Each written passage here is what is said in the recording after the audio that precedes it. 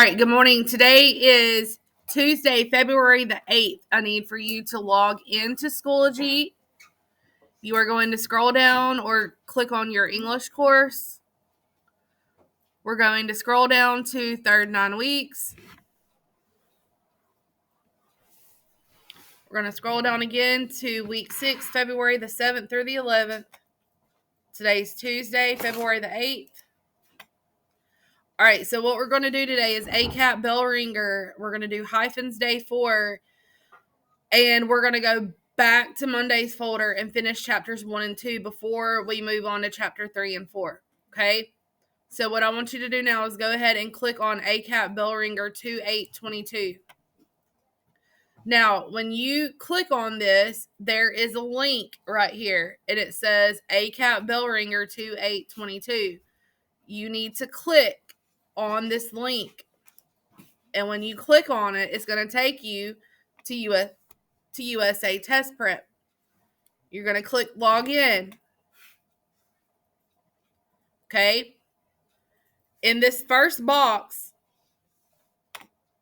first of all, you should be able, now that we have logged in like we have, to click sign in with Google. If that does not work, though, you are going to have to type in the AMS 363. Okay? And then your username.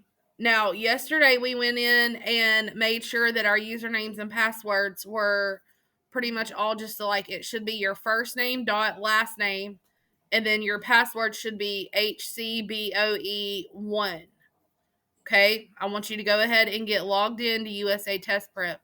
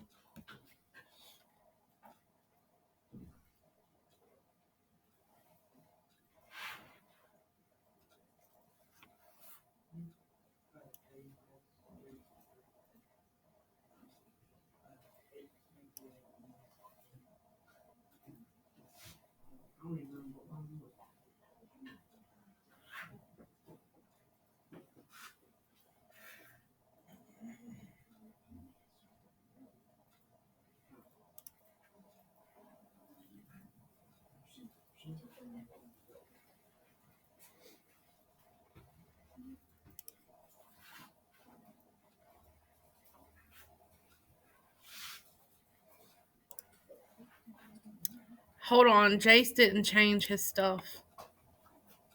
I did, but it didn't work. What, Jordan too? Yeah.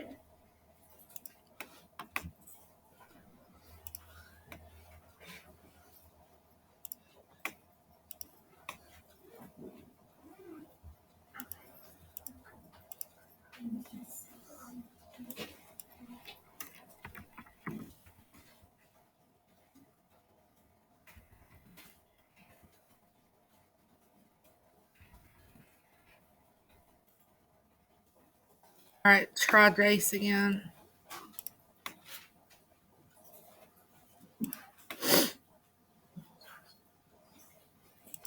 All right. So what I need for you to do now that we have everybody logged in, okay? On your screen, you should see where you have an assignment for ACAP bell ringer 2822. Now, let me go back and say this real quick. If you have been absent, you are required to make this work up. Okay? If you missed the USA Test Prep ELA winter assessment, you have to make it up. That grade went into the grade book. Okay? You will see a 0 in my grade book if you have not done it. If you see a 0, it is your responsibility to go back in and get that made up. Okay, yesterday, if you were absent, you missed the ACAP bell ringer 2722. It is your responsibility to get that made up. It went into my grade book, and I have already put it into the computer in Schoology. Today we're going to do ACAT bell ringer 2822. You should have a button out beside it that says begin. This is the other thing I just noticed. If you haven't taken it or you need to take something, it's going to say begin out beside it. If you have taken it, it will say view. Okay? So you're going to click begin.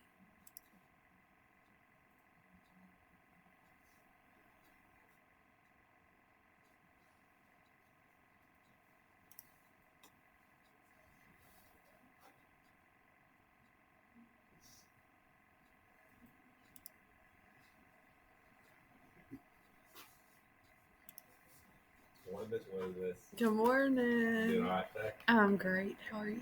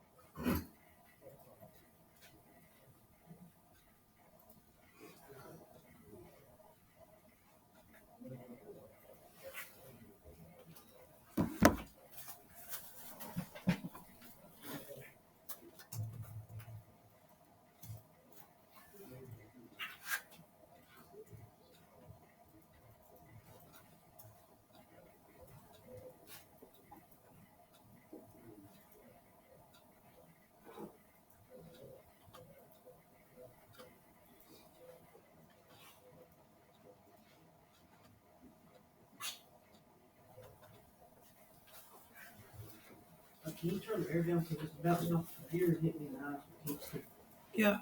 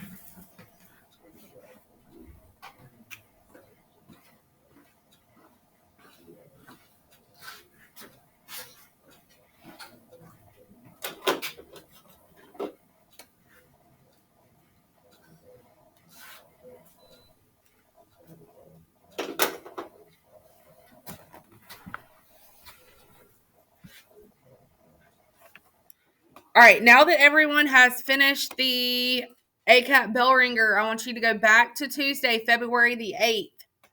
Go back to Tuesday, February the 8th. We're going to click on hyphens day 4.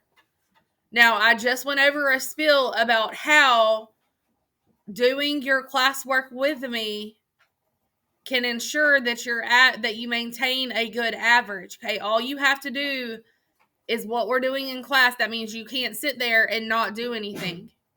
You have to be active and involved in what we're doing. And if you do exactly what I do, then that should be a 100. Okay, hyphens day 4. You're going to open assignment with Cami. Not open with Cami, but open assignment with Cami.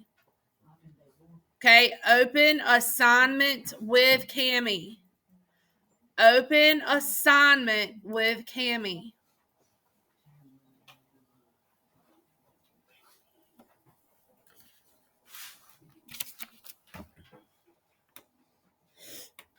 All right, on day 4, okay, it says you should hyphenate 2 or more words that come before a noun and act as a single adjective to describe that noun.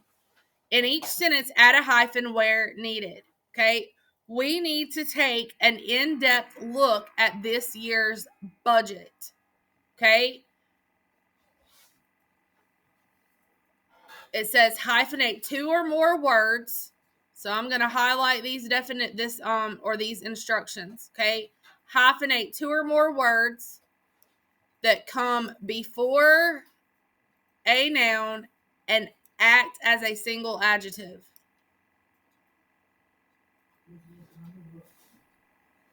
Yes.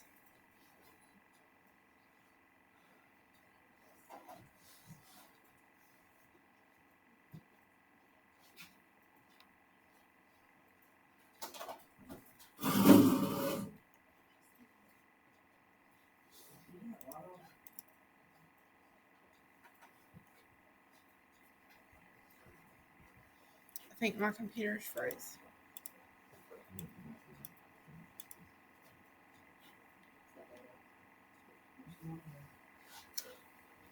Y'all, okay, there it is. All right.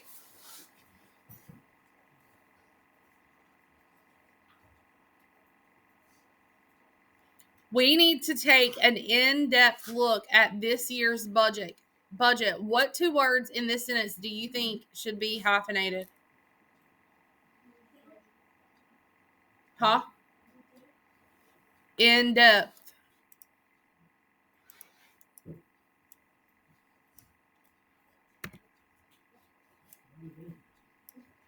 Well, looks like nothing.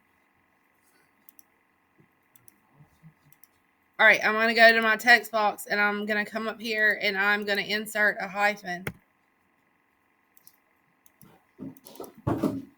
Or I feel like my computer is. I'm going to go down here to just this drawing tool. All right, so anybody tell me what part of speech the word we is? A pronoun.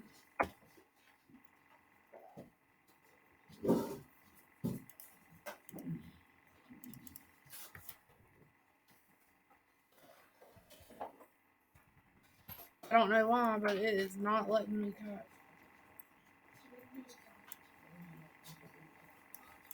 All right, pronoun. Need is a what?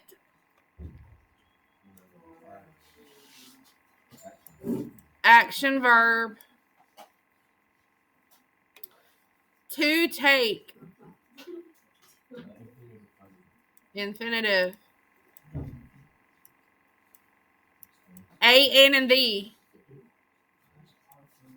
Article, adjective. All right, in depth is functioning as an adjective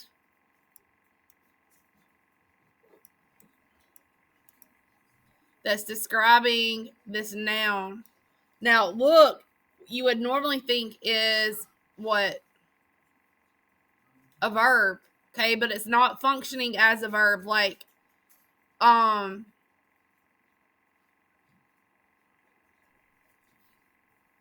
it's functioning as a thing here.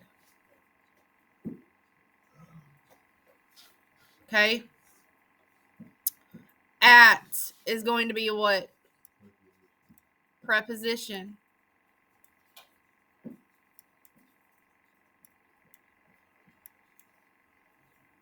This is going to be a pronoun. What kind of noun is years?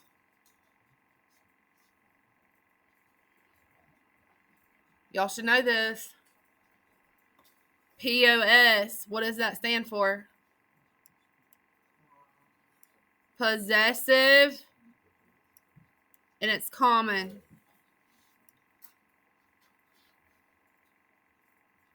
Actually, it's function as an adjective.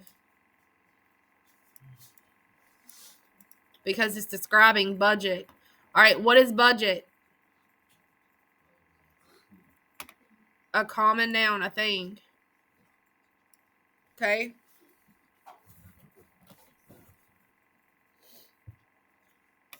So your answer for this question should be you hyphenate in depth. All right, my sister is a very strong-willed little girl.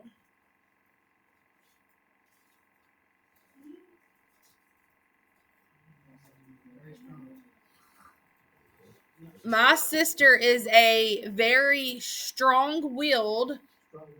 Strong-willed is what needs a hyphen. What noun is it describing? Little girl. Okay. Susan is the most straight-laced person I have ever met. She never does anything bad. Straight-laced.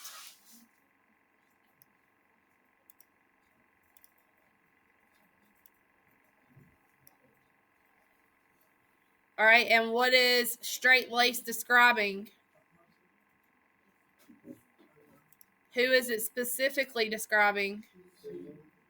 Okay.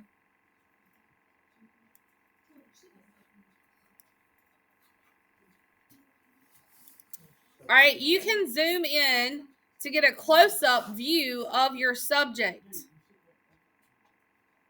You can zoom in to get a close-up view of your subject. What needs a hyphen? What two words? Close-up, good.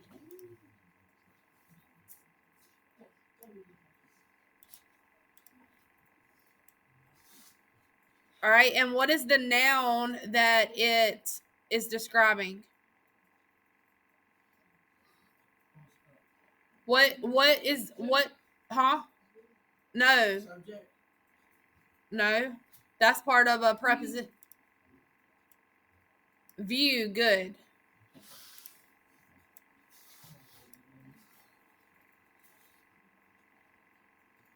All right, it's for our end of semester test this week.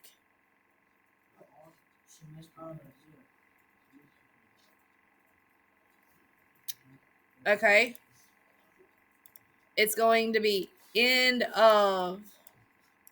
You have to put two hyphens there.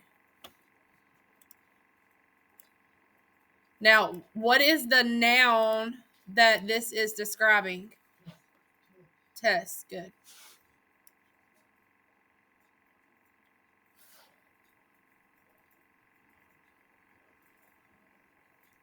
Okay, so in this paragraph here, all right, you have 6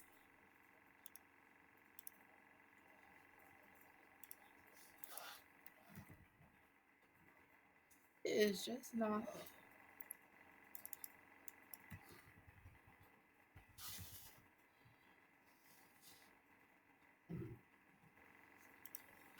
All right, in this text box here, you have 6 eras. Okay, 6 eras. 1, 2, 3. You have 4 that are apostrophes, and you have 2 that are hyphens. Okay.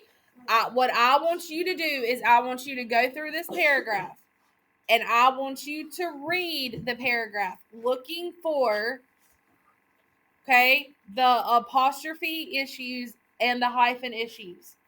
When you find an issue, you're going to highlight the word and then you're going to fix it. So I'm going to do the first mistake with you, okay? I wonder if they called him down to the principal's office and put this on his permanent record. All right, so the first error that needs fixing is principal's office. We need an apostrophe S in between principal, or between the L and the S, because principal is showing ownership to office. Okay, principals is showing ownership to office. He owns the office. It's his office. Okay, so that eliminates one of your apostrophes. Now you're down to 3.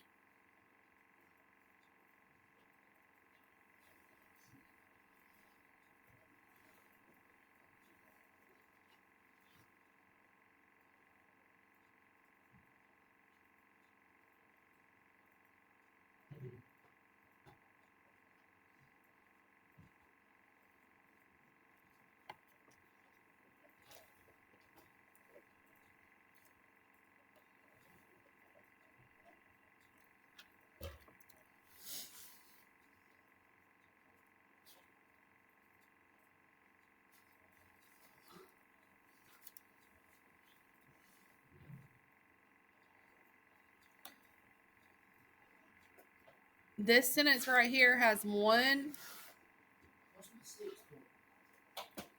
That's how many errors you have total. 4 of them are apostrophes.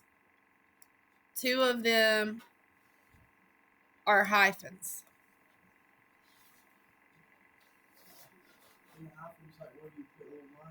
Mm-hmm. And then in this last sentence, you have 4.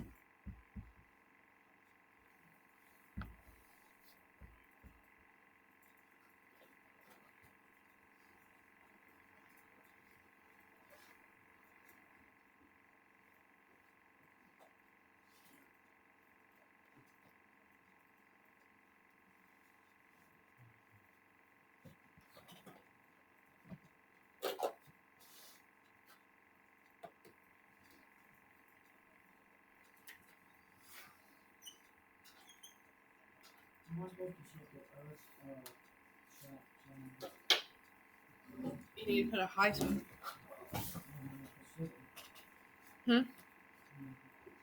Just put a hyphen.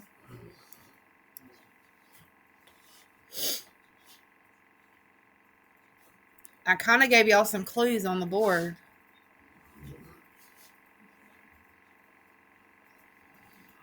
Okay, when you finish that paragraph, you're going to go down for wordplay, de-scrambler. Try to sort out the 5 scrambled words below. Okay, so I'll do the first one for you.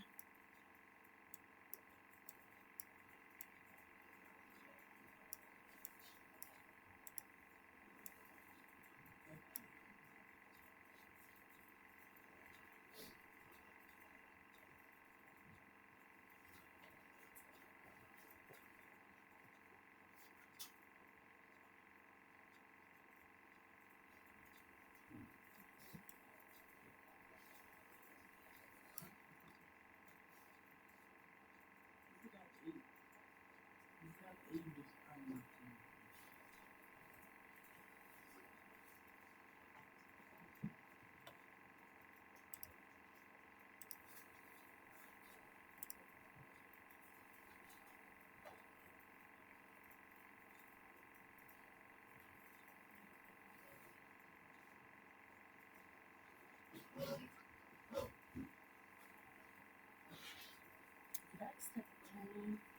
When you finish, you are going to turn in, submit.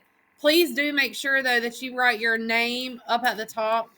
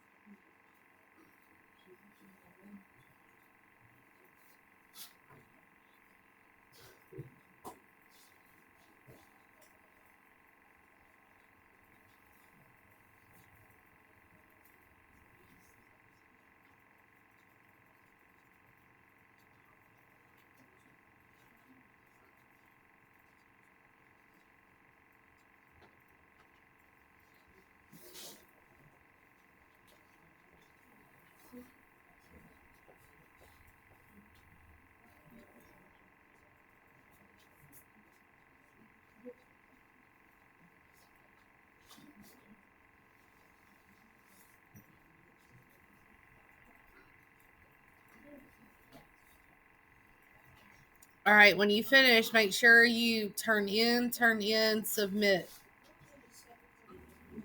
Huh? This?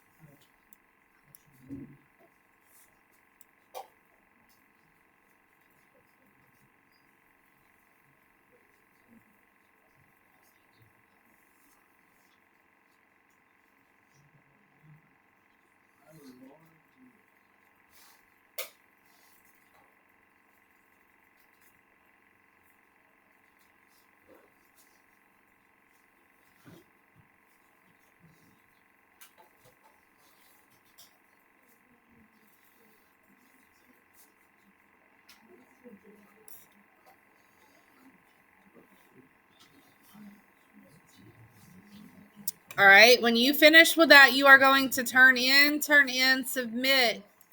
Okay, and then we're going to go back to Tuesday, February the 8th. Actually, I lied. We're going to go back to week 6. And we're going to go back to Monday, February the 7th.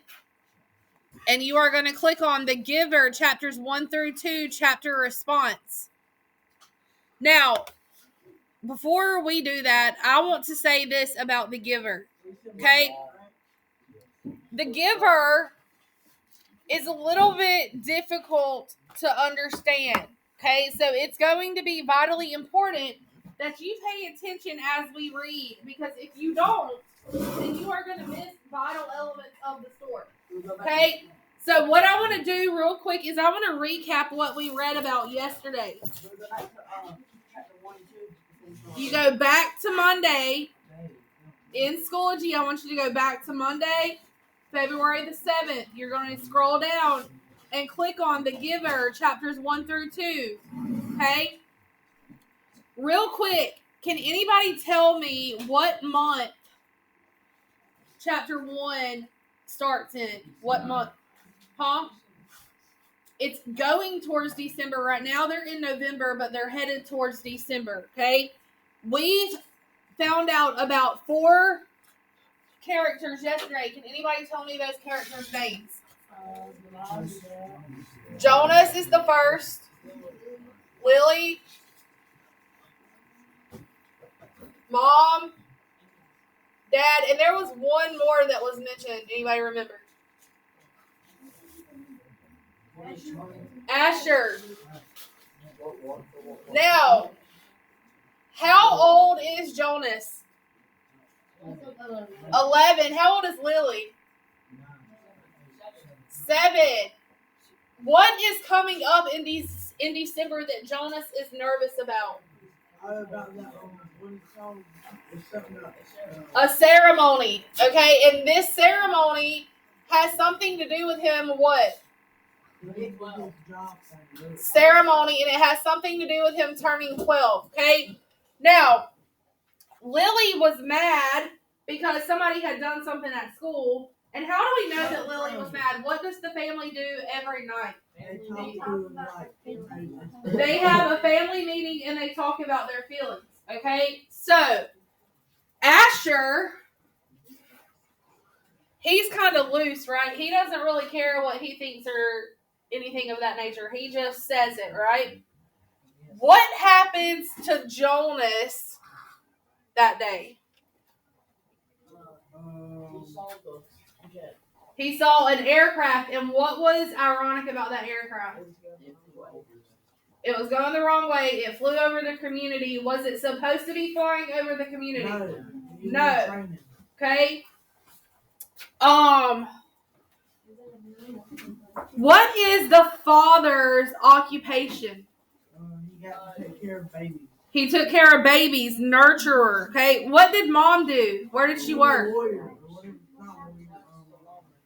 Works at the Department of Justice. Okay. How old was Jonas when they got Lily? He was like 6. He was 5. 5. Okay. Weird. It is a little bit weird. Okay. All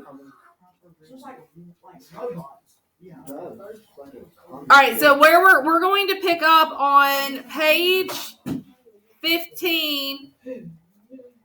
All right, and we are at 20 minutes and 10 seconds. So we're going to pick up on page 15. I need for your book to be open and you are listening.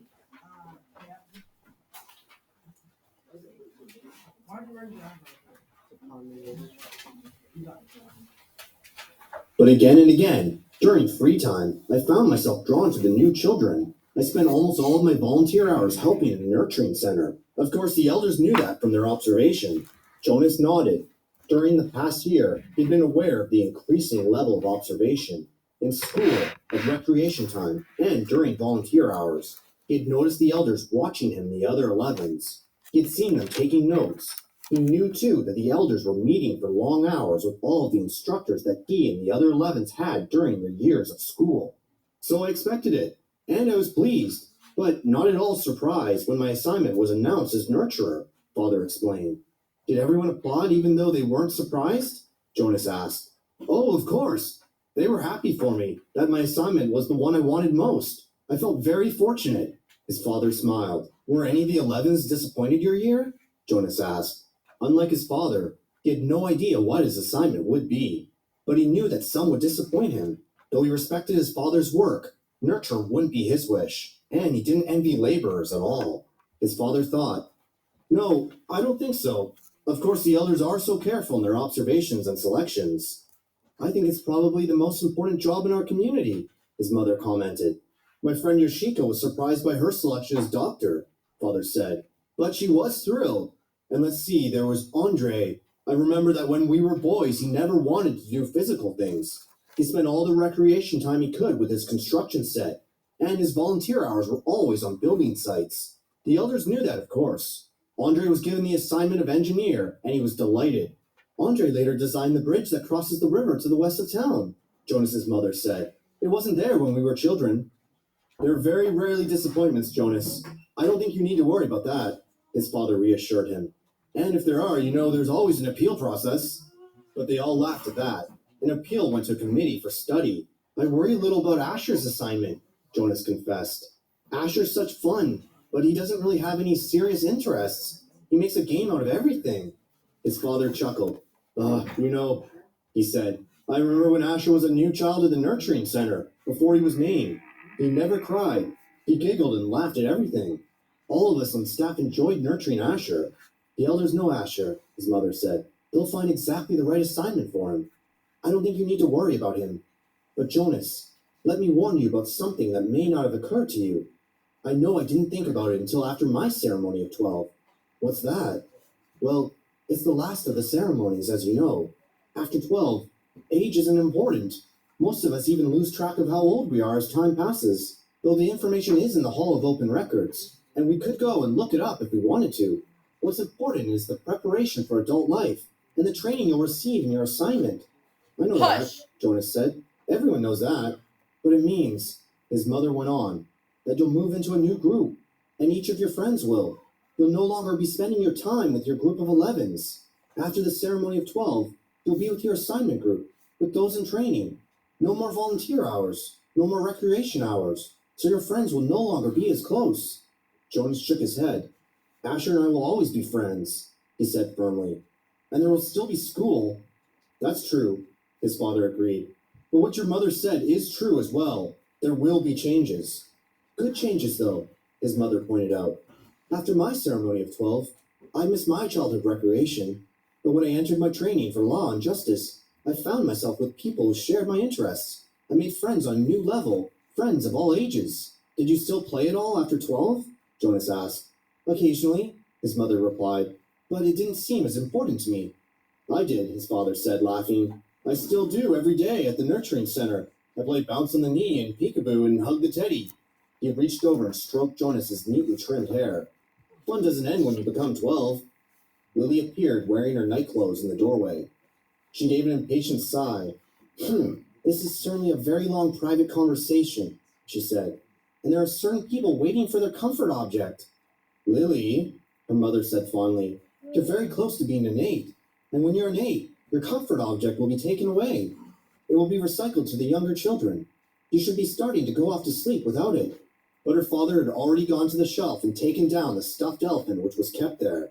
Many of the comfort objects, like Lily's, were soft stuffed imaginary creatures. Jonas's had been called a bear. Here you are, Lily Billy, he said. I'll come help you remove your hair ribbons. Jonas and his mother rolled their eyes, yet they watched affectionately as Lily and her father headed to her sleeping room with the stuffed elephant that had been given to her as her comfort object when she was born. His mother moved to her big desk and opened her briefcase. Her work never seemed to end, even when she was at home in the evening. Jonas went to his own desk and began to sort through his school papers for the evening's assignment, but his mind was still on December and the coming ceremony. Though he had been reassured by the talk with his parents, he hadn't the slightest idea what assignment the elders would be selecting for his future, or how he might feel about it when the day came. Chapter 3. Okay. Hey, look! Lily squealed in delight. Isn't he? So what we just learned in this chapter is that they don't pick their jobs or their occupations. Who picks what they do? The elders. Okay, so why is Jonas nervous about that? Because he doesn't know what he is going to get. Now, okay, Lily is 8 years old. Or no, she's 7, about to be 8. What happens on Lily's 8th birthday? Her what? No, her comforter, or like we think of it as like a pacifier, or a stuffed animal, something of that nature, a blanket, something that you are attached to. You lose that comforter at year 8. Okay, so that's Lily's next big thing.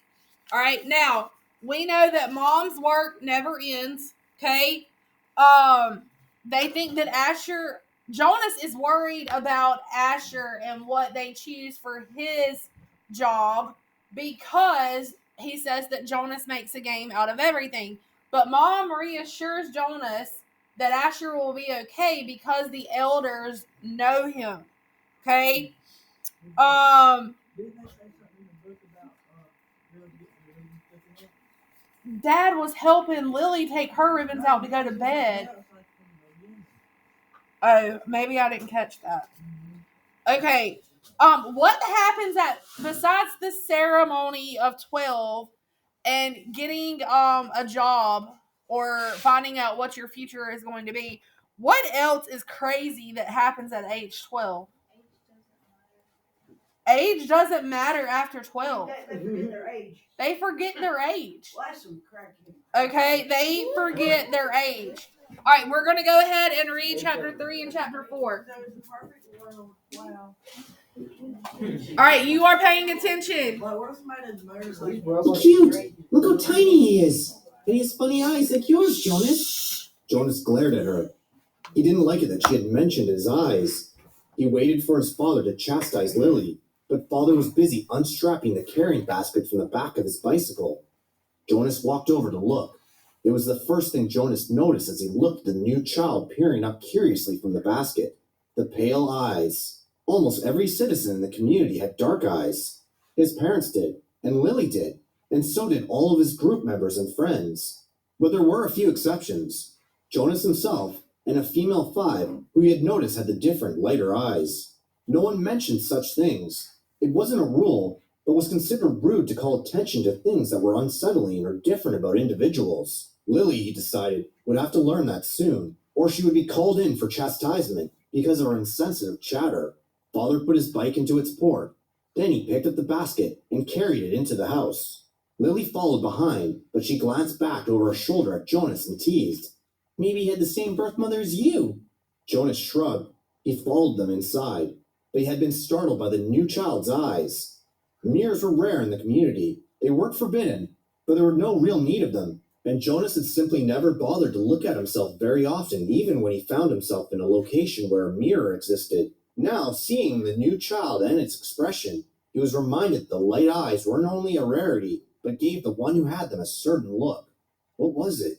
Depth, he decided, as if one were looking into the clear water of the river, down to the bottom, where things might lurk which hadn't been discovered yet.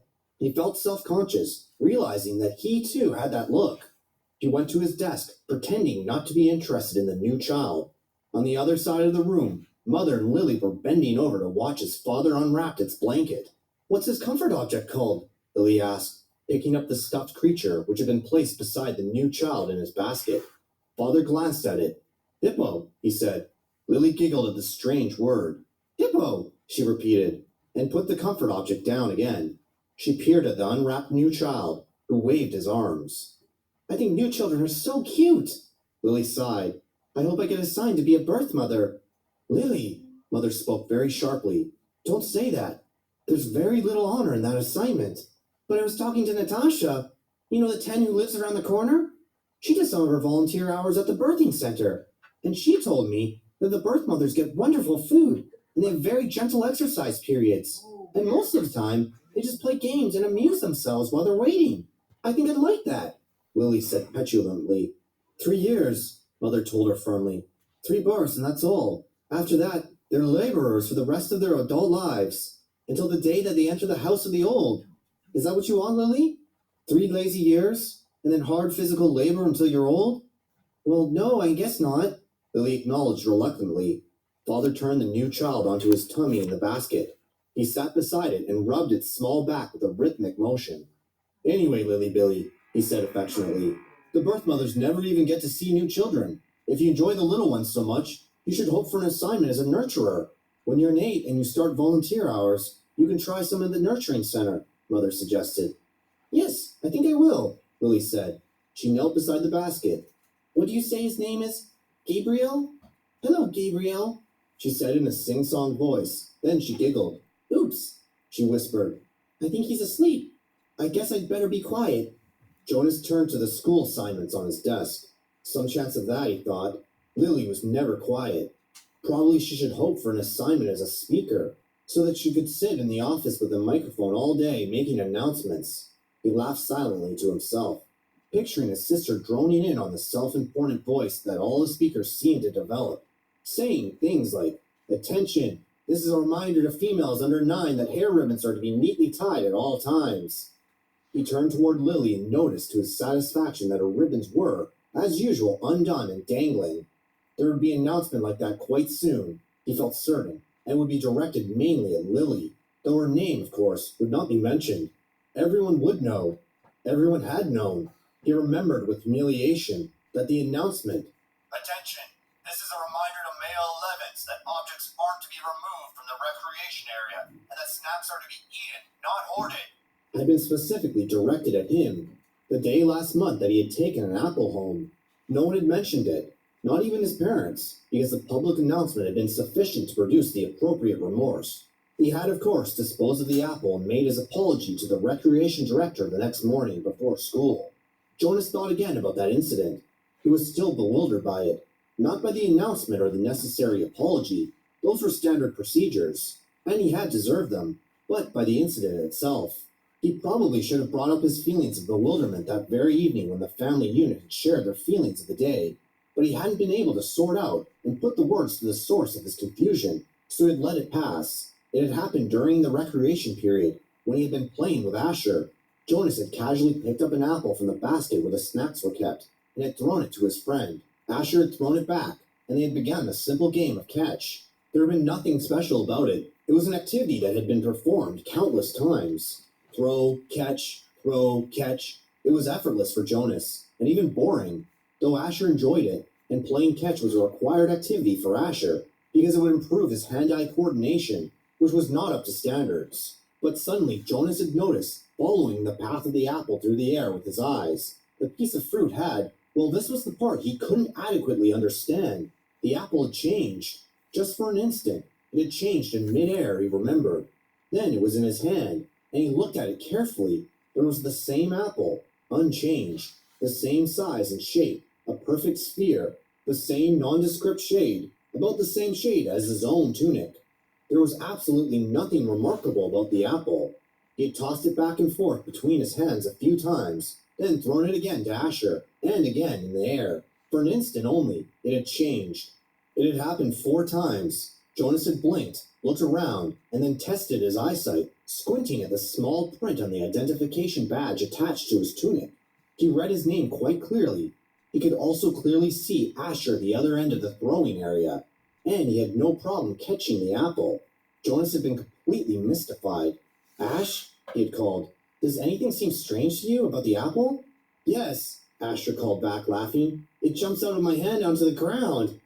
Asher had just dropped it once again, so Jonas laughed too, and with the laughter tried to ignore his uneasy conviction that something had happened.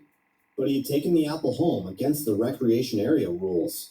That evening, before his parents and Lily arrived at the dwelling, he had held it in his hands and looked at it carefully. It was slightly bruised now, because Asher had dropped it several times. But there was nothing at all unusual about the apple. He had held a magnifying glass to it. He had tossed it several times across the room, watching, and then rolled it around and around on his desktop, waiting for the thing to happen again. But it hadn't. The only thing that happened was the announcement later that evening over the speaker. The announcement that had singled him out without using his name, that had caused both of his parents to glance meaningfully at his desk where the apple still lay. Now, sitting at his desk, staring at his schoolwork as his family hovered over the new child in its basket, he shook his head, trying to forget the odd incident. He forced himself to arrange his papers and try to study little before the evening meal. The new child, Gabriel, stirred and whimpered, and father spoke softly to Lily, explaining the feeding procedure as he opened the container that held the formula and equipment. The evening proceeded as all evenings did in the family unit, in the dwelling, in the community, quiet, reflective, a time for renewal and preparation for the day to come. It was different only in the addition to it of the new child with his pale, solemn, knowing eyes. Chapter 4. Jonas rode at a leisurely pace, glancing at the bike boards beside the buildings to see if he could spot Asher's. He didn't often do his volunteer hours with his friend, because Asher frequently fooled around and made serious work a little difficult. But now, with 12 coming so soon and the volunteer hours ending, it didn't seem to matter. The freedom to choose where to spend those hours had always seemed a wonderful luxury to Jonas. Other hours of the day were so carefully regulated. He remembered when he had become an aide, as Lily would do shortly, and had been faced with that freedom of choice. The aides always set out on their first volunteer hour a little nervously, giggling and staying in groups of friends. They almost invariably did their hours on recreation duty first, helping with the younger ones in a place where they still felt comfortable. But with guidance, as they developed self-confidence and maturity, they moved on to other jobs, gravitating toward those that would suit their own interests and skills. A male 11 named Benjamin had done his entire nearly 4 years in the rehabilitation center, working with citizens who had been injured. It was rumored that he was as skilled now as the rehabilitation directors themselves, and that he had developed some machines and methods to hasten rehabilitation. There was no doubt that Benjamin would receive his assignment to that field, and would probably be permitted to bypass most of the training. Jonas was impressed with the things Benjamin had achieved. He knew him, of course, since they had always been group mates, but they had never talked about the boy's accomplishments, because such a conversation would have been awkward for Benjamin. There was never any comfortable way to mention or discuss one's successes without breaking the rule against bragging, even if one didn't mean to. It was a minor rule, rather like rudeness, punishable only by a gentle chastisement, but still, better to steer clear of an occasion governed by a rule which would be so easy to break. The area of dwellings behind him, Jonas rode past the community structures, hoping to spot Asher's bicycle parked beside one of the small factories or office buildings. He passed the childcare center where Lily stayed after school, and the play areas surrounding it. He rode through the central plaza and a large auditorium where public meetings were held. Jonas slowed and looked at the name tags on the bicycles lined up outside the nurturing center. Then he checked those outside food distribution. It was always fun to help with the deliveries. And he hoped he would find his friend there, so that they could go together on daily rounds, carrying the cartons of supplies into the dwellings of the community.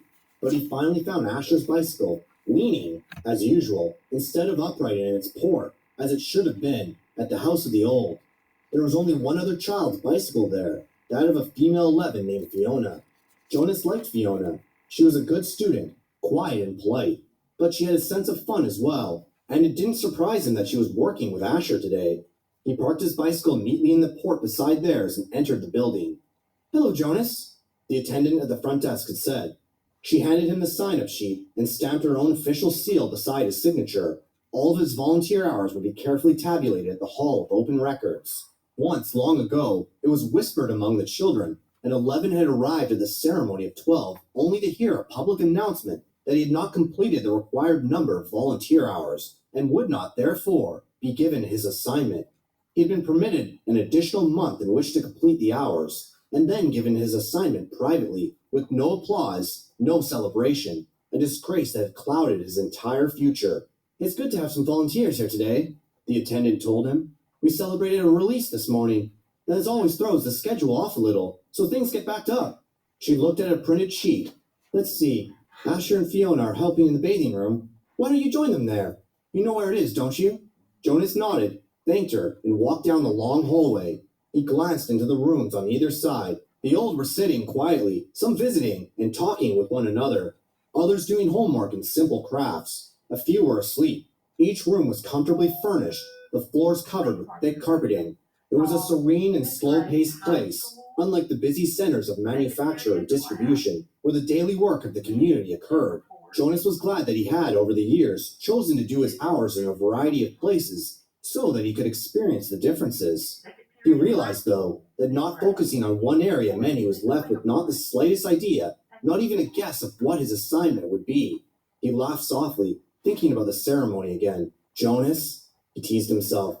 But he suspected that with the date so near, probably all his friends were too. He passed a caretaker, walking slowly with one of the old in the hall.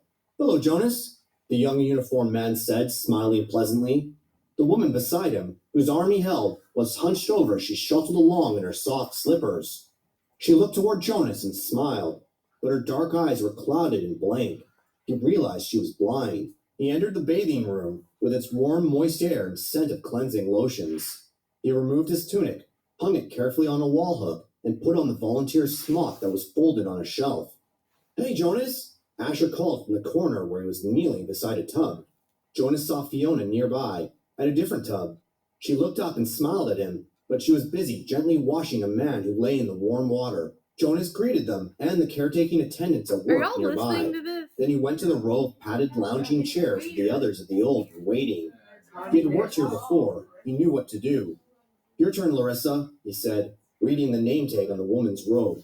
I'll just start the water and then help you out. He pressed the button on a nearby empty tub and watched as the warm water flowed in through the many small openings on the sides. The tub would be filled in a minute, and the water flow would stop automatically. He helped the woman from the chair, led her to the tub, and removed her robe, and steadied her with his hand on her arm as she stepped in and lowered herself. She leaned back and sighed with pleasure, her head on a soft cushioned headrest. Comfortable? He asked, and she nodded, her eyes closed. Jonas squeezed cleansing lotion onto the clean sponge at the edge of the tub and began to wash her frail body. Last night he had watched as his father bathed the new child. This was much the same. The fragile skin, the soothing water, the gentle motion of his hand, slippery with soap. The relaxed, peaceful smile on the woman's face reminded him of Gabriel being bathed, I agree. and the nakedness too. It was against the rules for children or adults to Just look at listen. another's nakedness. But the rules didn't apply to new children or the old. Jonas was glad. It was a nuisance to keep oneself covered while changing for games. And the required apology if one had by mistake glimpsed another's body was always awkward. He couldn't see why it was necessary. He liked the feeling of safety here in this warm and quiet room. He liked the expression of trust on the woman's face as she lay in the water, unprotected, exposed and free. From the corner of his eye, he could see his friend Fiona help the old man from the tub and tenderly pat his thin, naked body dry with an absorbent cloth. She helped him into his robe. Jonas thought Larissa had drifted into sleep, as the old often did, and he was careful to keep his motions steady and gentle so he wouldn't wake her. He was surprised when she spoke, her eyes still closed. This morning we celebrate the release of Rebecca. Okay. That's weird. I don't want to listen to 41 and 40. Oh, man, boy, that brother. Listen, you're missing the point. 1-0 for you. They didn't have a president. They ran by Connie.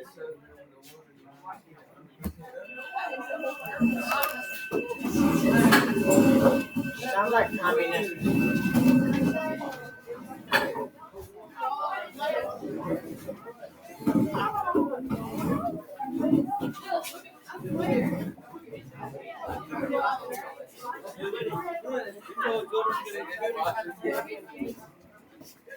Hey, Miss Liz, I got you a Reese. Are you for real? Yeah, that's Miss Lewis. And I want that color too. Y'all ain't everything in my donut. No. You can always have it. What's wrong with me? Do a lot. And that boy sitting in the room with him. Nothing. Get out. What we doing in here today? Get out. Her was trying to jump me yesterday. Get out. Her. She, Her, I got a name. she inspired. I got a name. What's Shariah Grove?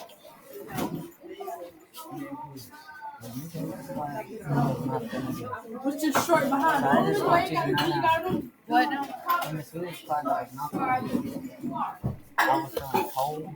And my head was like, You want to go to the nurse? she said if I still feeling Hey, don't let her bad, put on that book. then I'll just tell you. Just go on to the nurse. Okay. What's wrong with you? Here are my keys. It don't matter. Which was under your desk. What you got now? Okay, so whenever we have a free day, you could use one of these to get us done. Yeah. So you want to get one? Did you find out if I give you a limited Okay. donuts? Is that gonna be All right, let me get in the hallway. That's- Hey, have a seat. I had to put something. That book is really weird. I don't know what the person they were, but it will come.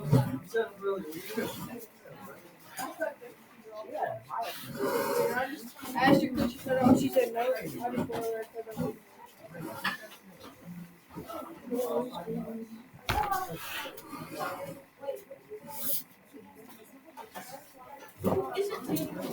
Holy shit.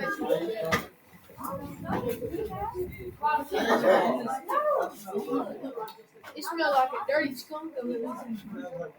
Okay, good. Oh, it's clean. So it's clean and smoking. You. Exactly.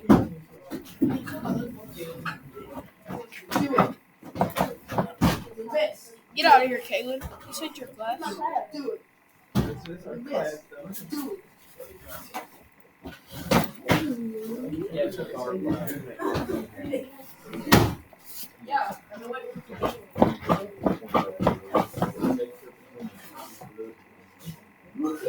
Surprised you ain't marked that chair yet, man. I know I will. Out. Right, I'm just United States. I'm see later. I missed it in the weight room. I know. Alright, log in. He's gonna sit there.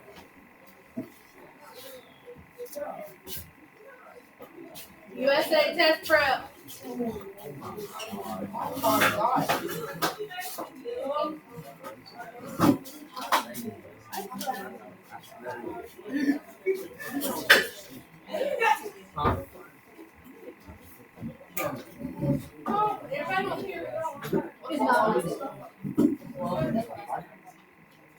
Like I smelled it like when I was like down there. I was like,